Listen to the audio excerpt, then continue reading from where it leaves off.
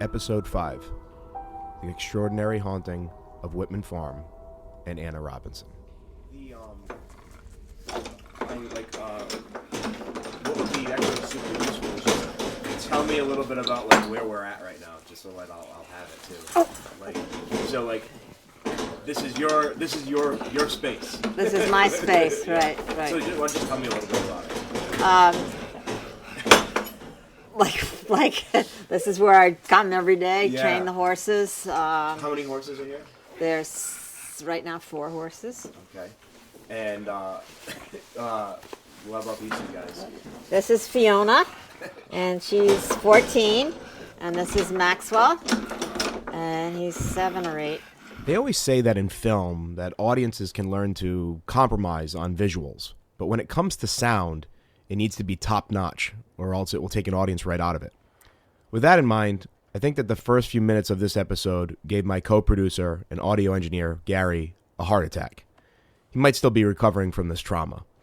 I hope you as an audience fare a bit better than he did. Yeah. I don't know if are they quieter if we shut the doors, or are they No, louder? they'll start banging. Oh, really? You just have to kind of let them do their thing. It's just gonna have to be in the background of the interview. I mean, it kind of sets the scene. Yeah, I don't know how much audio we're gonna get. Let me set the scene for you. It's March. It's cold. We're in a small, unheated barn, about 6 horse stalls, 4 of which have horses in them. Professionally trained horses, mind you, that also have a chip on their shoulder when they aren't being given full attention. They make this apparent when we start talking by sliding their heads between the bars and then rattling the gate closure with their teeth. In front of these stalls sits Anna Robinson, Chip Robinson's only sister. She sits bundled up in this puffy purple jacket, which seems to make this plasticky rubbing sound every time she moves. She's tired. She's been up since 4 a.m. It's her daily routine, working with the horses. My name's Anna Robinson. I'm Chip Robinson's sister. We're at my farm, Arabian Dressage School. And these are my 4 horses. Awesome. and you had your 2 pugs. And of course, to add to this, on her lap sits not 1, but 2 of her dogs. Pugs. They wheeze, well, like pugs do, loud through their scrunched up faces. I'll also add that Anna, wanting them to be stylish for this interview, had adorned their necks in place of collars with costume jewelry necklaces. They rattle with every breath that the pugs take. I can almost still hear Gary's voice saying to me, "Tommy, why in the hell are we shooting in this barn with all these friggin' animals?" When you hear him talk in a later episode, I guarantee you he still brings this moment up. But the reality was this. Why did we take it upon ourselves to shoot in the most unideal scenario for sound imaginable? It makes Anna comfortable. That's it. If there was ever a quote-unquote animal person, it's Anna. It's her life, her trade, her heart. And in many ways, the normalcy in her life when she's had to deal with some pretty dark times. Anna's a joy to talk to. Always has been. She's really the cornerstone of this project, as she's always been an advocate for us continuing to tell Chip's story, regardless of any pushback. We couldn't do this without her. That said, putting her on camera, though, to talk about her late brother it's difficult for her. So when she asked if she could have her animals with her for the interview, we obliged. Well, I say I obliged. Gary's still probably mad at me.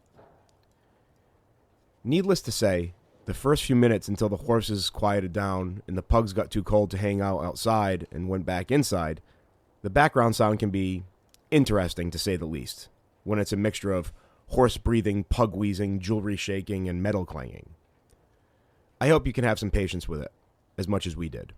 Have you ever counted them up, like all total? Like 4 cats, 2 pugs, let's see, that's the inside, and 2 parrots. And those are the inside. And then there's the outside animals, which I feed the wild birds every morning and clean their dog pen every morning. Then I come back out here and we start riding. Now, are you guys always an animal family? Yes, always an animal Like family. always had horses and going back to your dad and stuff like Yes. that? Yes. The Robinson farm is a very unique place. It's buried at the culmination of a dead-end street in the woods of Rehoboth, Massachusetts. to steal a Jack Sparrow line. It's one of those places which cannot be found except by those who already know where it is. As beautiful and peaceful as it is, though, it can really have a creepy vibe. Thick patches of trees give way to vast open fields. It's quiet, almost too quiet sometimes. It certainly must have been inspirational for a person who grew up on it, like Chip. And I imagine it was his reasoning for including this story in his book. I'll have Eric share that with you now.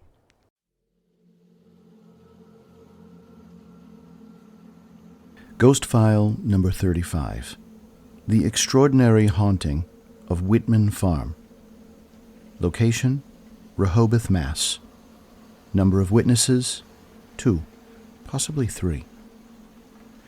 Interview dates, November 1992, December 92, January 1993, March 93, and April 93. Alex and Carol Whitman moved into their Rehoboth, Massachusetts farmhouse in April of 1980. The couple came from Boston, where Alex had worked as an attorney until his retirement that same year. After closing his practice, Alex decided to relocate to rural Rehoboth, where he and his wife began to enjoy a sedate country life of casual farming. The old homestead sits on a secluded 20-acre parcel of land. The property is mostly wooded, with 2 small pastures and a large barn, somewhat dilapidated, standing about 50 yards from the house. The house and barn date to 1849. Within a week of moving in, Alex began to repair an old stone wall in the woods behind the house.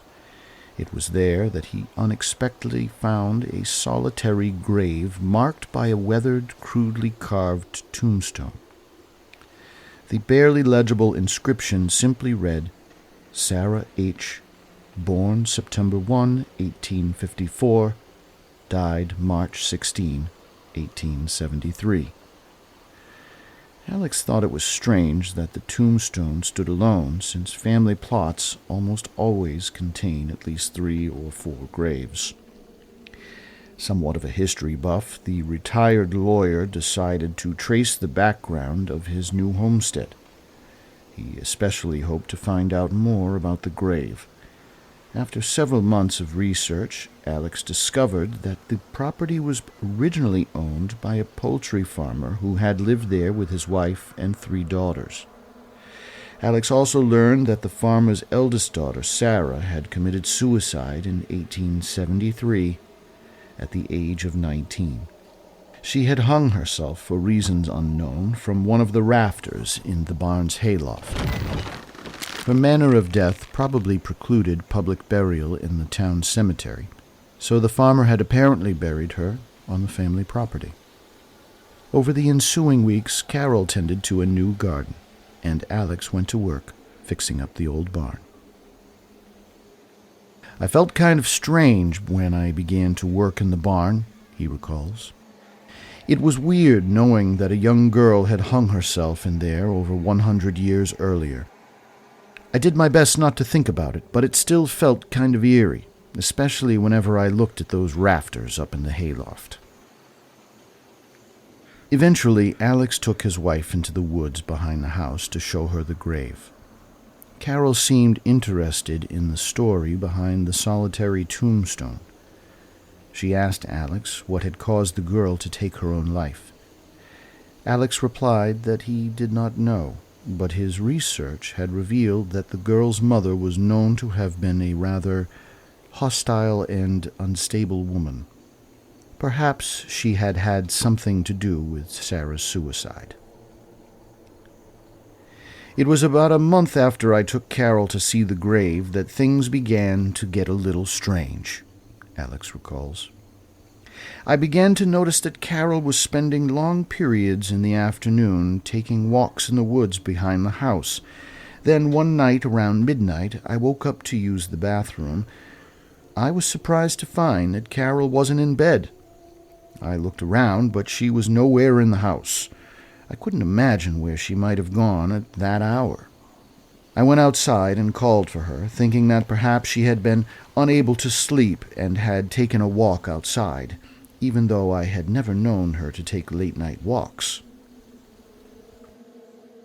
After calling out several times, Alex finally heard Carol respond from the woods behind the house. He followed her voice and was astonished to find that she was standing by Sarah's gravestone. I asked her what in God's name she was doing standing there in the middle of the night, Alex remembers. She answered by saying that she had no idea, that she had just awakened and felt some strange urge to come out to the grave. It was kind of freaky and very disturbing. Alex and Carol returned to the house. Over the next several days, Alex noticed that Carol seemed to be acting strangely. She kept talking about that dead girl, Alex says. It was like, well, she had developed this fixation or something. She had just kept asking me what I thought about the suicide, what may have caused Sarah to do it.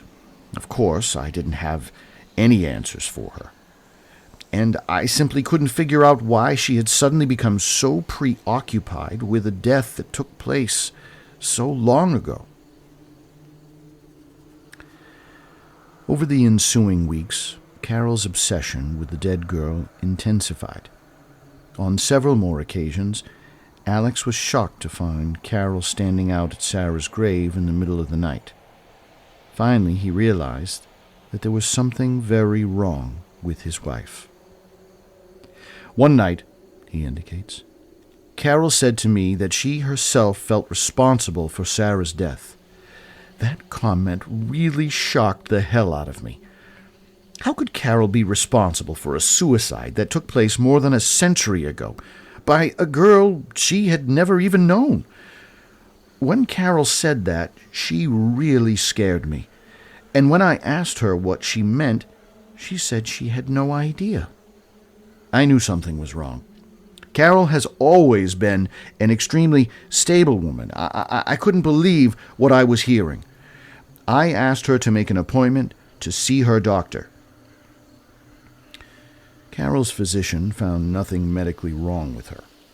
About a week later, Alex again awoke in the middle of the night and found his wife missing from the bed. I went looking for her outside by the grave, but this time she wasn't there, he remembers. On my way back to the house, though, I heard a voice coming from the barn. I went to the barn door to listen more closely, and I realized that the voice was Carol's. I heard her saying something very peculiar, something like, "I'm so very sorry, it's not what I wanted." She was repeating this over and over. When I entered the barn, I found Carol just standing there, staring up at the hayloft, saying, "I'm sorry," again and again. I was horrified. Carol looked dazed and disoriented. I shook her a few times and asked her who she was talking to, but she didn't answer. Finally, I led her back to the house and put her in bed. The next morning, she had absolutely no recollection of what had happened. On several more occasions, Alex found Carol standing in the barn late at night.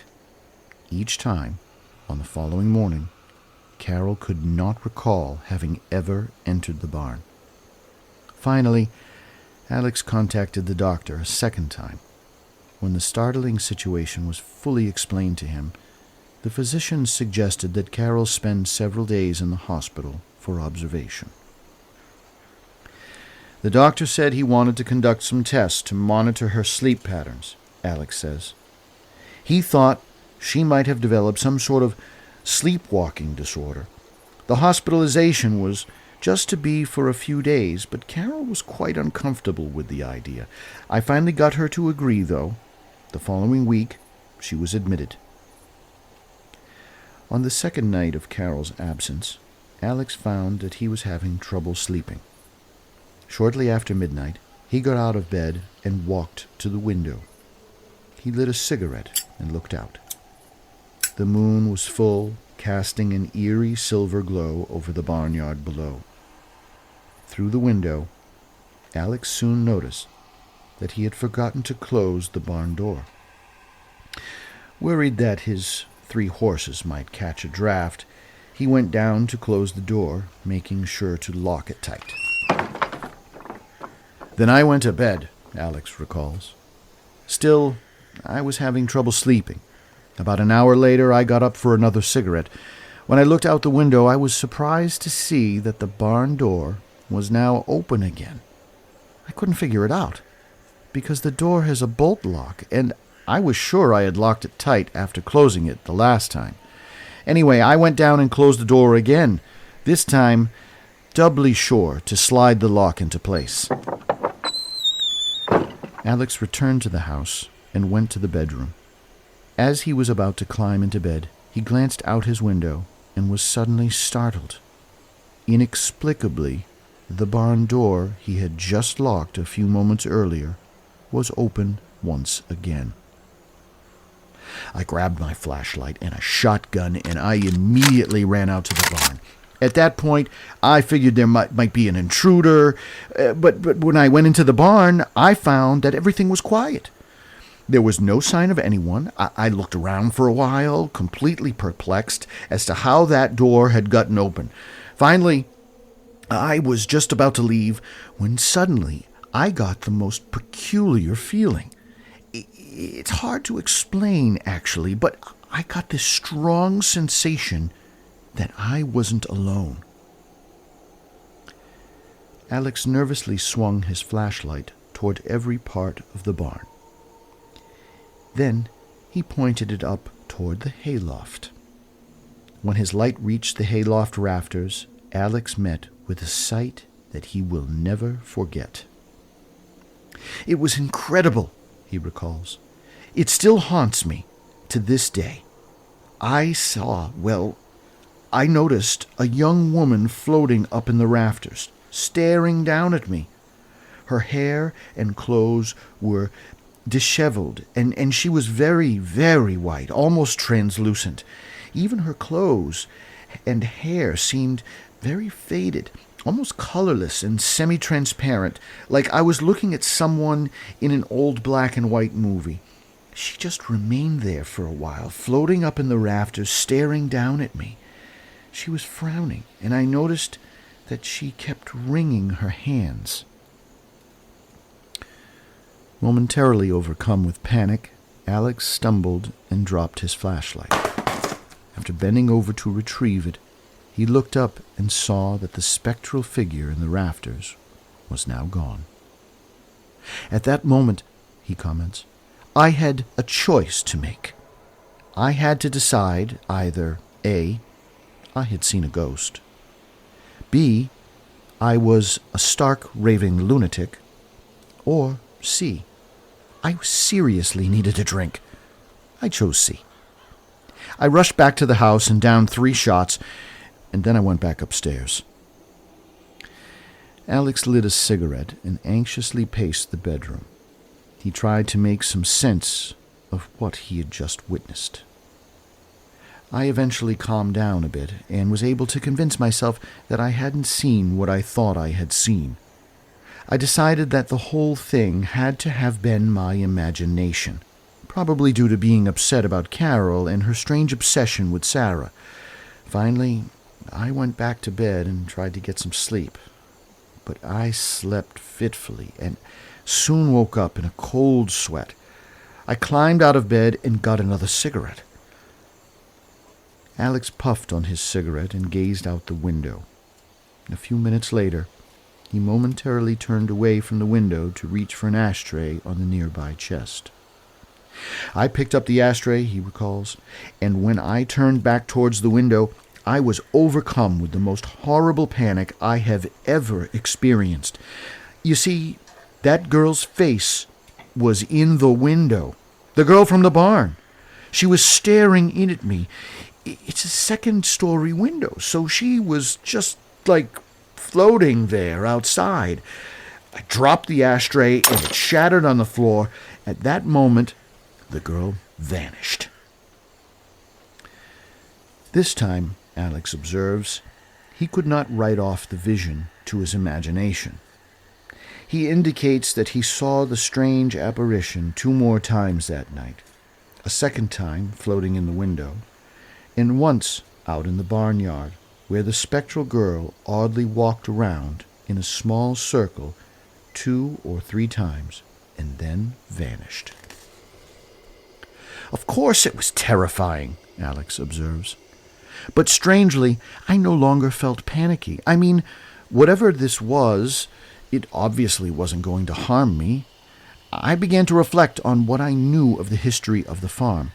I've never really believed in ghosts, but I began to ask myself some very candid questions.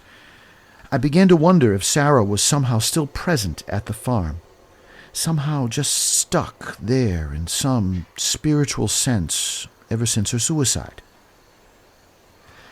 Alex indicates that he also attempted to get Carol's strange experiences into some sort of perspective. I began to think about my wife's behavior, about her late-night trips to the barn where I had found her staring up at the hayloft, saying things like, "I'm so very sorry, I didn't want this," almost as though she was apologizing for suicide that had taken place up in the rafters. I began to wonder if Sarah's ghost was the only one still there on the farm. Was the spirit of Sarah's mother, who perhaps felt responsible for Sarah's suicide, also still present on the farm? Was the emotional intensity of her guilt so strong, so impressed on the place, that it still lingered there, its energy somehow possessing Carol? Had Alex's wife got caught up in some strange ritual of remorse that was repeating itself over and over on some spiritual plane? These are questions that Alex began to seriously ask himself. The following day, Alex asked the hospital to discharge Carol. The doctors agreed, noting that they had found nothing wrong with her. When Carol got home, Alex says, I explained everything to her as I had interpreted it. I was surprised when she said that she thought I might be right, and that she now felt she had a clearer understanding of both Sarah's suicide and her mother's possible role in it, though she remained unclear as to precisely what the role may have been. Carol said that somehow she had experienced moments of feeling Sarah's mother's guilt, of really feeling it firsthand, and though that guilt was, in fact, still present at the farm, somehow possessing my wife, so that she had felt strong urges to go to the grave and into the barn, to talk to apologize to Sarah, who was, in some sense, still there at the farm, at the very moment of her death, a moment that was apparently still unresolved, even more than a century later. Finally, after making a series of inquiries, Alex and Carol obtained the name of one of the foremost parapsychologists in the Northeast. He was an elderly man who lived in Cambridge, Massachusetts, Alex indicates. He had done parapsychological research all over the world, including some research for Duke University many years ago, and he had written at least 4 books. He was fascinated by our story. Within several weeks, he visited the farm. After walking around the place and studying virtually every inch of it, he requested that we leave for exactly 7 hours. We did, and when we returned, he told us that the spirits of Sarah and her mother would never bother us again. To this day, we have no idea what he did, and he refused to tell us. Perhaps he was able to communicate with the spirits, or, more importantly, maybe he somehow helped them to communicate with each other. He did tell us that our farm had been the scene of a powerful spiritual scenario, one involving a tremendous amount of human guilt that had been reenacting itself over and over at the farm for more than 100 years. Although Alex and Carol remain uncertain as to how the parapsychologist resolved the haunting, there have been no further manifestations since his visit. Author's note. When consulted by this author in April of 1993, the parapsychologist in question, indicating that he no longer discusses his cases with the media, politely declined to be interviewed. While he would not directly confirm if he had been involved with Alex and Carol's extraordinary case, he did not deny involvement either. The precise nature of his role, then, remains presently unclear. I remember your first message, and I was going through my Instagram, and I saw this little thing up top. I said, "Oh, what is this?" I had no clue, and it was a message, and it was from you. And it was, you were asking me about Chip, and I think you wanted to interview my mom, and how we felt about it. And I was so excited. I think I contacted you right away. Did. And I tried contacting a few of the other people in the area that knew Chip, and they just, never got back to me. In my time seeking out people to interview who might have had some insight on Chip, I found it wasn't as easy to get people out of the woodwork to participate. Originally, I had attributed this to cold feet in relation to participating in a documentary and being on camera, and now a podcast. However, as I found out later, the apprehension of talking about Chip had less to do with their fear of participating on camera and more to do with the complicated nature of their relationship with Chip itself. He liked to be a mystery. He liked people to, he liked that idea that they didn't know much about him. He was kind of shy, very talented, but I'm kind of the same, introverted a little bit. But he just was such a talented writer and such a he wrote beautiful poems, and I'd like people to know that about him, and that he was, he could blow up like me, emotional, very emotional, the whole family. And it's not necessarily that we meant things by it, but a lot of people took it the wrong way, and they become your, end the friendship or whatever, which is sad. Yeah. Because in the end, a lot of people did not like my brother. Yeah. He was, very black and white type of person. But he was very artistic at the same. He's complicated. There's very different facets to Chip. He wasn't just one thing. In speaking with Anna, I could tell that the complicated nature of Chip's relationships with other people were not just limited to friends and acquaintances, but family as well. More specifically, her own relationship with her brother. I miss having him as a friend because we used to tease each other a lot. We had kind of like a dark sense of humor, and we'd say like really dumb things that if anyone ever heard them, wouldn't be good. Can you give me like some kind of example? I'll give you an example. Yeah. My mom was bothering both of us, so we're going to just duct tape her to her chair and put her in the pond. And it was just kind of always just like assumed that this. Yeah, and then every Saturday we'd talk, and we'd say, because he loved the same those prison shows, Raw, whatever, Lockdown Raw. So he said, "I'll see you behind bars," Now, were you guys always close, or was there a point in your life? At the end, we were not close. We were kind of estranged, and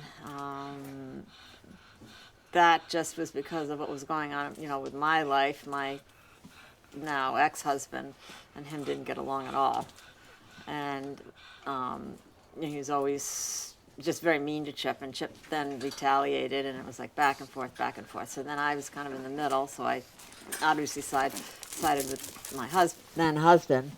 So that's the only sad part, that we were not, because we'd fight. We were very emotional. We're Russian, so we're very emotional. So we'd have these big fights, but we'd always make up.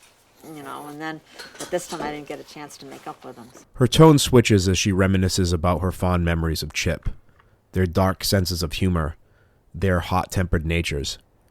More importantly, though, it's how she talks about how that complicated relationship with Chip never really got resolved.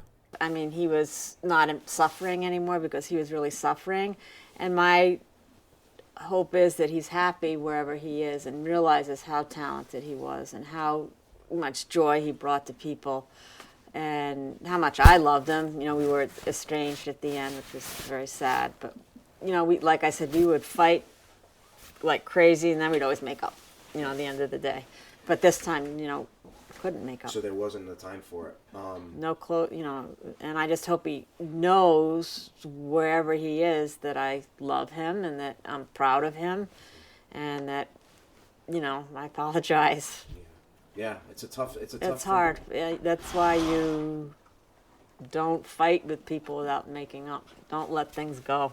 This interview with Anna goes a lot deeper than I really planned it on going in the first place. A lot deeper than just this episode should go. So, like Chip, we're going to leave her story unfinished for the time being and finish it shortly instead. Until next time on The New England Ghost Files, Resurrected.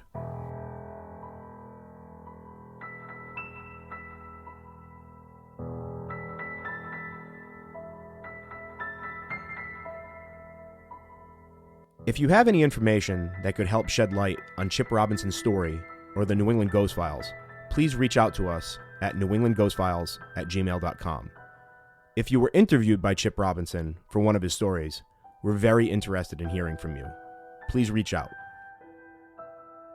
The New England Ghost Files Resurrected is written and produced by me, Tommy Whalen. Mixing, mastering, and sound is done with help from Gary Lawrence, John Worski Jr., and Authentic Radical Stories. Ghost File narration is done by Eric R. Paradise.